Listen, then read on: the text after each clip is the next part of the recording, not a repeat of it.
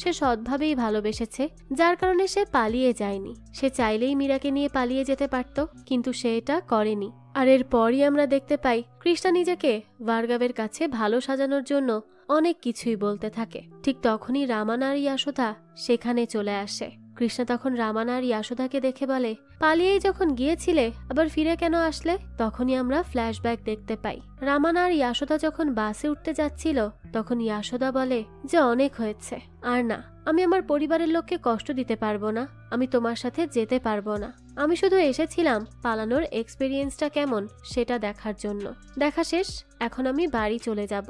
এটা শুনে রামানা তো তখন অনেক বেশি শকড হয়ে যায়। দৃশ্য আবারও আসে বর্তমানে, আর দেখানো হয় কৃষ্ণা বলে, আমার প্ল্যানটাই আসলে ভুল ছিল, এটা কাজেই দিল না। তখন রামানা কৃষ্ণাকে বলে চিঠিটা তাদের পড়ে শোনাতে। কৃষ্ণাও সেটা পড়ে আর দেখতে পায় ইয়াশোদা চিঠিতে বলেই গিয়েছিল যে সে 6টার ভেতরেই বাড়ি ফিরে আসবে। তখন তো ভার্গব তাদের উপর খুবই রেগে যায় আর বলে, আমি তোমাদের বলেছিলাম তোমরা কেউ একজন স্যাক্রিফাইস করো, তোমরা কেউই স্যাক্রিফাইস করলে না, আর এখন তোমরা আমার বাড়ির মেয়েদের নিয়ে পালিয়ে যাওয়ার চেষ্টা করছো। কৃষ্ণা তখন কিছু বলতে যাবে, তখনই ভার্গব রেগে মেগে তাদেরকে বলে যে তারা যেন এক্ষুনি বাড়ি থেকে বের হয়ে যায়। আর তারাও তখন আর কিচ্ছু না বলে সেখান থেকে চলে যায়।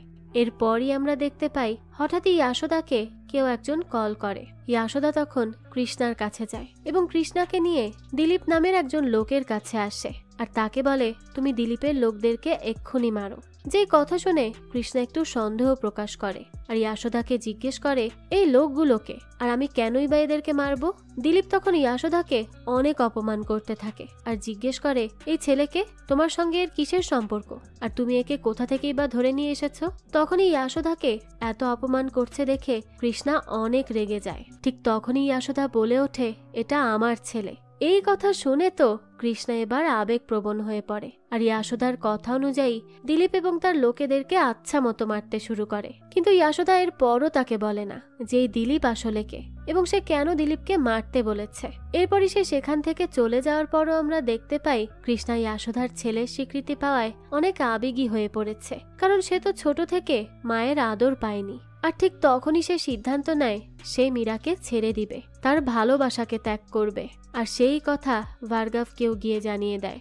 এই কথা মীরা যখন শুনতে পায় তখন মীরা অনেক কষ্ট পায়। পরদিনই দেখা যায় মীরা কৃষ্ণার সাথে কথা বলার জন্য তাদের বাড়িতে যায়, কিন্তু বাড়িতে তখন কেউই ছিল না। আর সে দেখে বাড়ির অবস্থা খুবই খারাপ, বাড়িটি অনেক বেশি অপরিষ্কার হয়ে আছে। তাই সে সেই মুহূর্তেই বাড়িটি পরিষ্কার করা শুরু করে দেয়। সে বাড়ির সব কাজ করে, সবকিছু পরিষ্কার করে, এছাড়াও সে সবার জন্য খাবারও তৈরি করে।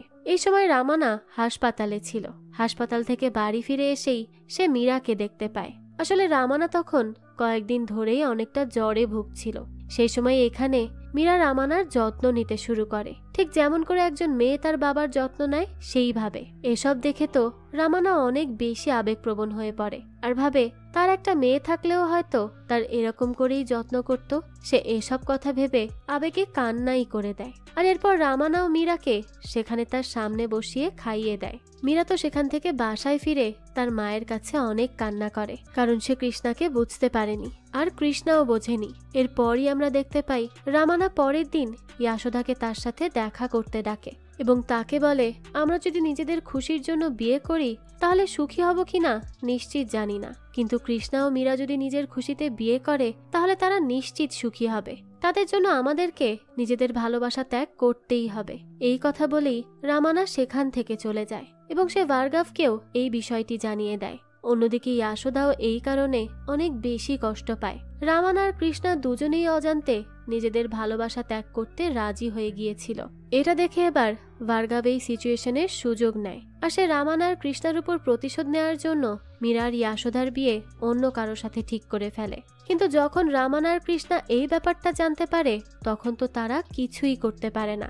তারা দুজনেই অনেক বেশি কষ্ট পায় আর তারা দুজনেই দুঃখে ভেঙে পড়ে আর একটা ব্রিজের উপরে বসে মদ্যপান করতে শুরু করে। তারা তখন নেশার কারণে সেখানে এতটাই মাতাল হয়ে পড়ে যে সেখানেই অজ্ঞান হয়ে যায়। আর এটাই সেই দৃশ্য যেটা আমরা গল্পের শুরুতে দেখেছিলাম। তো দৃশ্য চলে আসে বর্তমানে। এখানে রামানা আর কৃষ্ণা তাদের পুরো গল্পটা এসআই কে শোনায় আর তারও তাদের গল্পটি অনেক ভালো লেগে যায়। তখন সে তাদেরকে বলে যে আমি জানি ইয়াশোদা কেন দিলীপের বিরুদ্ধে মামলা করেছিল আর কেন কৃষ্ণাকে দিয়ে তাকে মার খাইয়েছিল। এখান থেকে দৃশ্য আবারও চলে যায় ফ্ল্যাশব্যাকে। দিলীপ তখন মীরাকে বেশ বিরক্ত করত। তো একদিন সে মীরার পরিবর্তে ভুল করে হঠাৎ ইয়াশোদার উপর আক্রমণ করে ফেলে। তবে ইয়াশোদা তখন কোনোভাবে সেখান থেকে পালিয়ে বেঁচে যায়। এই ঘটনার পর থেকেই সে অনেক বেশি ভয় পেয়ে যায় এবং সে সবসময় মনে করত মীরার ওপর আবারও কখনো আক্রমণ হতে পারে। তাই সে সবসময় মীরাকে রক্ষা করতে চাইত, মীরার এত খেয়াল রাখত, আর এজন্যই তাকে সে কোথাও যেতে দিতে চাইত না। এছাড়া ইয়াশোদা দিলীপের বিরুদ্ধে পুলিশের কাছে মামলাও করেছিল। এ কথা শুনে কৃষ্ণা বুঝতে পেরে যায় যে যদি মীরা এসব ঘটনা জানতে পারে তাহলে হয়তো সে ইয়াশোদাকে ক্ষমা করে দিবে এবং তাদের দুজনের মধ্যে ভুল বুঝাবুঝি হয়তো বা ঠিকও হয়ে যাবে। তাই তারা দুজনেই তখন এসআইয়ের থেকে পারমিশন নিয়ে সেখান থেকে বেরিয়ে যায়। তারা সোজা চলে আসে মীরার ইয়াশোদার সাথে দেখা করতে এবং সেখানে গিয়ে কৃষ্ণা মীরাকে প্রথমেই এই সব বিষয় জানিয়ে দেয়। কৃষ্ণা তখন মীরাকে বলে তোমার আন্টি তোমাকে অনেক ভালোবাসে, যার কারণে তোমার বিপদেও তোমার পাশে ছিল সে। এমন আন্টি পাওয়া তো ভাগ্যের ব্যাপার। তুমি তো তাকে এতদিন ভুলই বুঝে এসেছ, তার উপর বিরক্ত হয়ে মদ খেতেও চলে গিয়েছ। কিন্তু সে তো আসলে তোমার ভালোই চাইতো।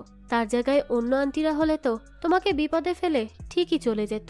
মীরা যখন এই সব বিষয়ে জানতে পারে তখন সে তার ভুলটা বুঝতে পারে আর আন্টির সাথে এমন খারাপ ব্যবহার করার জন্য নিজেকেই খারাপ মনে করতে থাকে। অন্যদিকে দেখা যায় রামানা গিয়েও ইয়াশোদাকে জিজ্ঞেস করে যে তুমি মীরার উপর এত সময় রাগ করে কেন ছিলে। তখন ইয়াশোদা বলে মীরা আমার সাথে কখনোই ভালো ব্যবহার করেনি, আমি তো তার ভালো চাইতাম, কিন্তু দেখা যায় তার এসব ভালো লাগতো না। তাই আমিও এক সময় তার সাথে ধীরে ধীরে কথা বলা কমিয়ে দেই। কিন্তু এখন যখন সব ভুল ধারণা মিটেই গেছে, মীরাও তার ভুল বুঝতে পেরেছে, তাই তারা দুজনেই দুজনকে মাফ করে দেয়। তো এরপরই দেখা যায় তারা দুজনেই দুজনকে জড়িয়ে ধরে আর দুজন সব রাগ ভুলে এক হয়ে যায়।